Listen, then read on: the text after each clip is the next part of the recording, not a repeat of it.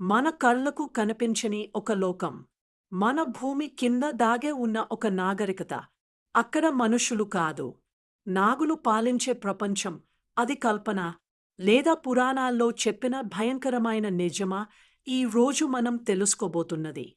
నాగలోకం మనకు తెలియని ప్రపంచం. నాగలోకం అంటే ఏమిటి?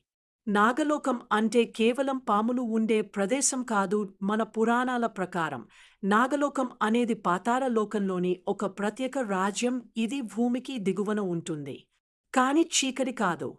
అద్భుతమైన వెలుగులతో నిండిన లోకం. భాగవత పురాణం చెబుతుంది నాగలోకం సంపదలో, శక్తిలో భూలోకాన్ని మించినదనే. నాగుల రాజులు ఎవరు?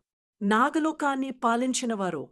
శేషనాగుడు వాస్కి తక్షకుడు కర్కోటకుడు. శేషనాగుడు అంటే ఎవరు?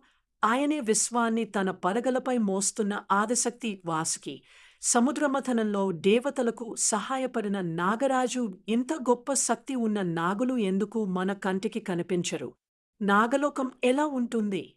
పురాణాల్లో చెప్పిన నాగలోకం బంగారు మహల్లు, మనులతో మెరిసే రహదారులు. విషం కాదు, అమృతంతో సమానం అయిన శక్తి. మనసుతో ఆలోచిస్తే స్పందించే లోకం. నాగులు అర్ధమానవ, అర్ధసర్ప రూపాల్లో ఉంటారని చెబుతారు. వాళ్లకు మానవ రూపం ధరించే శక్తి, అదృశ్యమయ్యే విద్య, కాలాన్ని మించిపోయే ఆయుష్ ఉందట.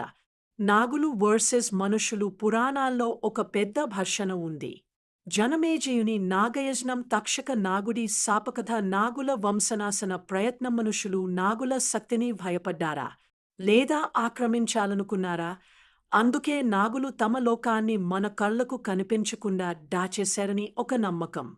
నాగలోకం ద్వారాలు ఎక్కడ ఉన్నాయి? ఇప్పటికీ కొన్ని ప్రదేశాలు. ఎప్పుడు మూసిపడని బావులు, లోతైన గుహలు, నాగదేవత ఆలయాలు, భూమి కంపించే రహస్య ప్రాంతాలు. ఇవన్నీ నాగలోకానికి ద్వారాలై ఉండవచ్చని పురాణ పండితులు చెబుతారు. అందుకే నాగపంచమి, సర్పబలి వంటి ఆచారాలు ఇప్పటికీ కొనసాగుతున్నాయి. నాగలోకం నిజంగానే ఉందా? లేదా ఇవన్నీ మన ధర్మాన్ని కాపాడుకునేందుకు సింబాలిక్గా చెప్పిన కథలా? ఒక విషయం మాత్రం నిజం. నాగులు అంటే కేవలం పాములు కాదు. వారు సమతుల్యతకు ప్రతీక. వాళ్ళు కనిపించకపోయినా వాళ్ళ ప్రభావం ఇప్పటికీ ఉంది. మీకు ఈ వీడియో నచ్చితే లైక్ చేయండి, సబ్స్క్రైబ్ చేయండి, బెల్ ఐకాన్ నొక్కండి. మరిన్ని మైథలాజికల్ రహస్యాల కోసం మన ఛానల్తో ఉండండి. జై నాగదేవతలు, జై ధర్మం.